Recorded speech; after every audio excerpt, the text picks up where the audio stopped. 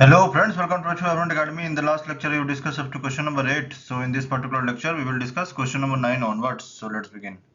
देखिए कैसे करोगे इसको. देखो, the sphere is at rest in an infinite mass of homogeneous liquid of density rho. The pressure at infinity being P. देखो, ये क्या दिया हुआ है? Sphere दिया हुआ है और pressure at infinity क्या दिया हुआ है? P. If the radius r of a sphere varies in such a way that radius r is equal to a plus b cos nt. ठीक है, तो here radius is not constant, rather it is changing with respect to time, है ना. क्योंकि देखो r का जो expression है a plus B cos N T, तो r जो है वो फंक्शन किसका है? t का है. That is it is changing with respect to time, hence the radius here is not constant. Okay, so if the radius r of a sphere varies in such a way that r is equal to a plus b cos nt, show that the pressure at surface of a sphere, तो p r निकालना है हमें, है ना. ठीक है, तो देखो कैसे करेंगे इसमें देखो स्फेरिकल कोऑर्डिनेट्स के केस में क्या होता है? Equation of continuity r square v is equal to f of t is equal to capital are square u. तो देखो यहाँ पे हम क्या कंसीडर करते हैं? At a distance r from the centre, let us consider a point whose velocity is v. ठीक है, और जो सरफेस पे जो हमारा एट डिस्टेंस r वेलोसिटी क्या है? u. ठीक है, u is equal to d are upon D T. ठीक है, तो सरफेस पे वेलोसिटी हमारा है d are upon D T. ठीक है, तो अब देखो equation of Euler's equation of motion क्या होता है? Euler's equation of motion. ठीक है, सरफेस पे वेलोसिटी u है और वहां पे u एट द सरफेस, तो total eight the surface radius is r, है ना. तो u को कैसे लिख सकते हैं? D are upon D t लिख सकते हैं ना. Velocity rate of change of r is equal to velocity at the surface. तो यूलर इक्वेशन ऑफ मोशन क्या था? D q upon D t is equal to f minus del p upon rho, और body forces नहीं है तो ये zero हो गया. और d q upon D t को कैसे लिख सकते हैं? इसको डायरेक्ट लिखता हूँ, del we upon del t plus v del we upon del r. ये मैंने ऑलरेडी बता रखा है कैसे करने जाओ, चलो फिर से बता देते हैं. टोटल डिफरेंशियल ऑपरेटर क्या होता है? Total differentiation del upon del t plus q dot del, यही होता है ना. और d q upon D t है तो क्यू आ जाएगा. अब यहाँ पे क्या है? The motion is only in radial direction, तो क्यू की जगह पे क्या होगा? क्यू आर की वैल्यू क्या हो जाएगी? वी हो जाएगी. क्योंकि क्यू आर क्या होता है? Sorry, q is equal to q r i r cap plus q theta theta cap plus q phi cap, है ना. यही होता है ना. तो यहाँ पे since the motion is only in radial direction, तो क्यू थीटा और क्यू फाई जीरो हो जाएगा. और क्यू आर की वैल्यू क्या लिए हैं हम? वी लिए हैं, तो ये हो जाएगा q is equal to v r cap. तो यहाँ से क्या हो जाएगा? क्यू और वी, और क्यू की जगह पे क्या हो जाएगा? वी हो जाएगा. तो ये क्या हो जाएगा? Del we upon del t plus v dot del into v is equal to minus del we upon rho. तो ये जाएगा del we upon del t plus v del we upon del r is equal to minus one by rho del p upon del r. तो ये जाएगा del we upon del t plus del upon del are we square upon two is equal to minus del upon del r p upon rho. ठीक है, clear है. अब देखो pressure at infinity been b, इसको small p ले लो. ठीक है, स्मॉल पी हो गए. ठीक है, अब आगे देखो हमारे पास जो इक्वेशन ऑफ कंटिन्यूटी क्या है in case of spherical coordinate system? ये होता है r square v is equal to f of T.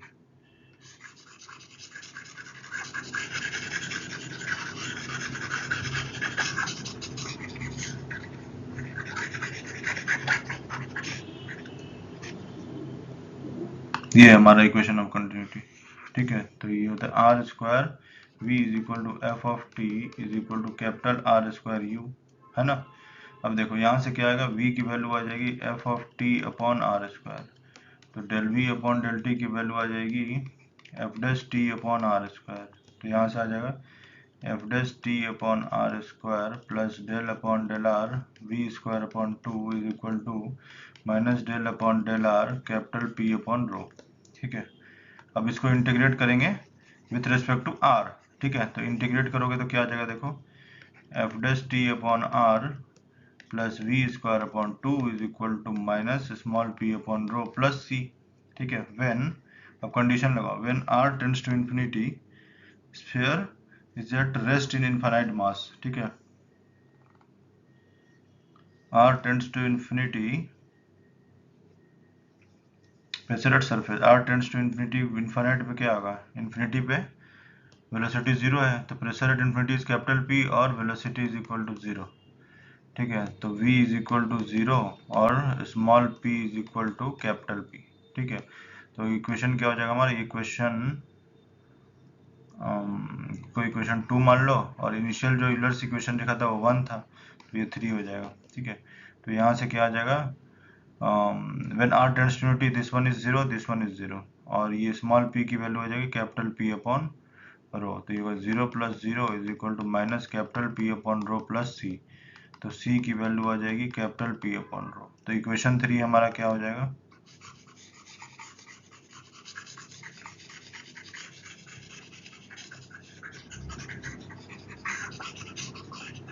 Equation 3 हो जाएगा F dash T upon small r plus we square upon 2 is equal to minus capital P upon rho, sorry minus P upon rho plus c की value रखेंगे ना, तो minus small p upon rho plus capital P upon rho. तो यहाँ से आ जाएगा small p upon rho की value capital P upon row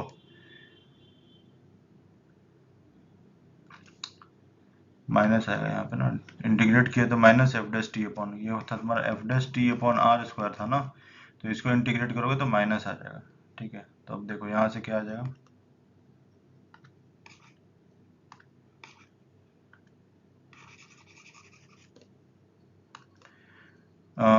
small p upon rho equal to capital P upon rho plus f dash T upon small r minus v square upon 2।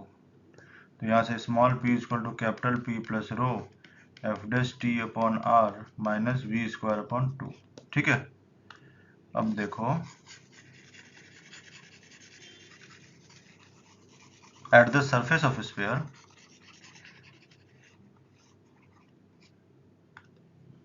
at the surface of sphere small p is equal to capital P, है ना, P R ले लेते हैं, ठीक है, और r is equal to capital R और v is equal to u, ठीक है। u को हम क्या रखते हैं d are upon D t, surface पे वेलोसिटी u है ना, तब क्या आ जाएगा तुम्हारा, ये इक्वेशन क्या रिड्यूस में हो जाएगा, तो p are is equal to capital P plus rho F dash T upon small r की जगह capital R minus you square upon 2, clear हो रहा है। अब इसको फर्दर सिंप्लीफाई करने के लिए हमें f dash T upon r की वैल्यू निकालना होगा, ठीक है ना। तो देखो अब ये कहाँ से निकालेंगे, अब फिर वापस से इक्वेशन को कंटिन्यूटी ले आओ, सारा लिंकेज है, इंटरलिंक्ड है कंसेप्ट, एक भी कंसेप्ट क्लियर नहीं होगा तो क्वेश्चन सॉल्व नहीं होगा,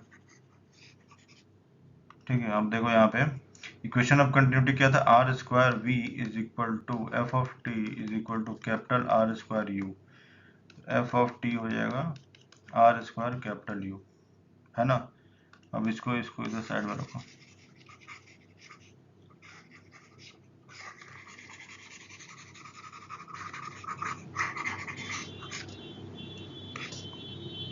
देखो यहाँ से होगा तुम्हारा P are is equal to capital P plus rho F dash T upon R minus you square upon 2, है ना। और इसको कैसे लिख सकते हैं, यू स्क्वायर को D are upon D T, तो half D are upon D T का होल स्क्वायर, समझ में आ रहा है। अब देखो यहाँ से हमें निकालना है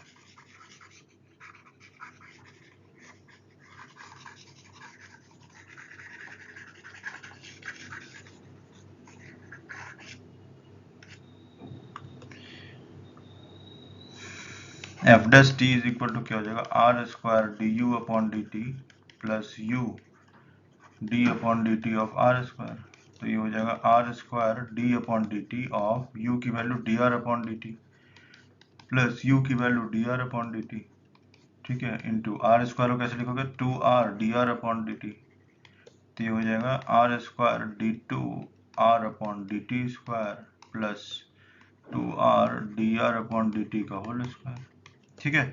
एफ डैश टी, अब f dash d upon r लोगे तो क्या हो जाएगा, आर से डिवाइड कर दो यहाँ पे, तो ये हो जाएगा डिवाइडेड बाई आर, तो आर स्क्वायर 0 और ये आर, तो ये हो जाएगा 2। ठीक है, अब देखो F dash T upon r इसकी जगह पे रखो वैल्यू, है ना।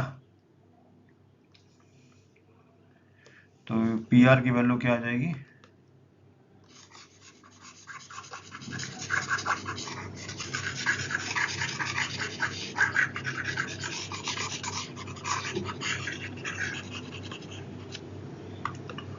P R is equal to P plus rho R D two are upon D T square plus 2 D are upon D T का whole square minus half D are upon D T का whole square. तो ये आ जाएगा तुम्हारे पास P plus rho R D two are upon D T square plus 3/2 D are upon D T का whole square.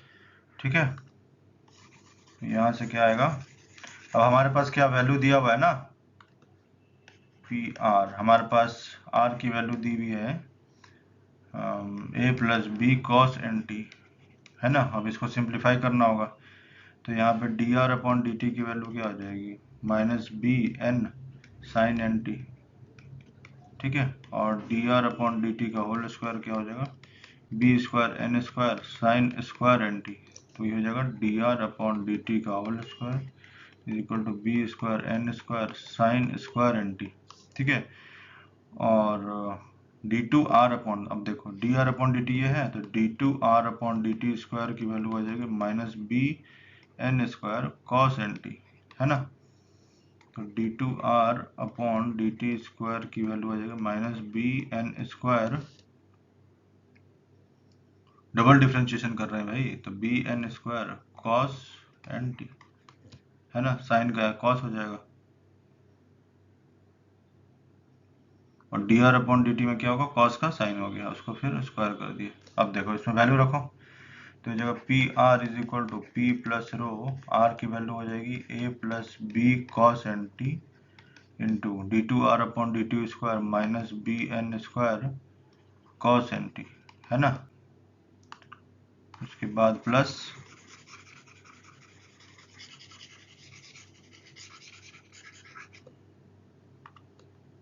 Plus 3/2 D are upon D T का whole square B square N square sine square N T.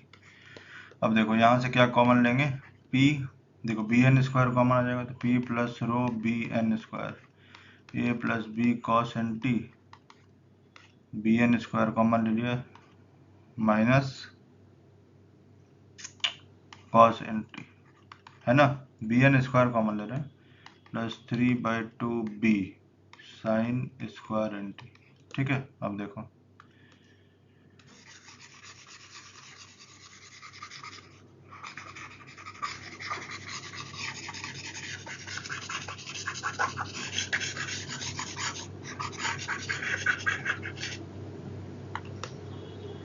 P R is equal to P plus rho B N square minus a cos N t minus b cos square N T. ठीक है, plus 3/2 b sine square N t. यहाँ से आ जाएगा p plus rho B N square minus a 1 plus cos 2 n t divide by 2 minus b 1, sorry इसमें आया नहीं आएगा ना, कॉस 2 एन टी नहीं है ना, minus a cos N t minus b 1 plus cos 2 n t divide by 2 plus 3/2 b 1 minus cos 2 n t divide by 2। ठीक है, ये हो जाएगा पी आर। अब देखो